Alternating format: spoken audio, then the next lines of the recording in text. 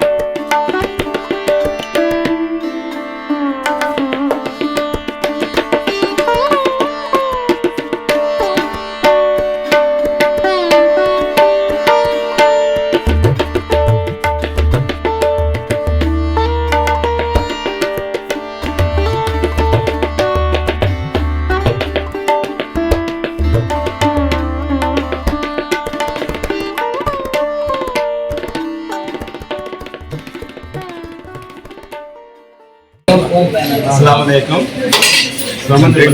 జామియా మసీద్ కమిటీ తరఫున ముస్లిం సోదరులందరూ కలిసి ఈ గర్భిణీ స్త్రీలకు భోజన సదుపాయము ప్రతి నెల 3వ వారము మేము ఏర్పాటు చేయడం అనేది గత 7 నెలల ఇంకా రంజాన్ మాసం మొదలుకొని ఇంకా ఇలాగే చేస్తున్నాము.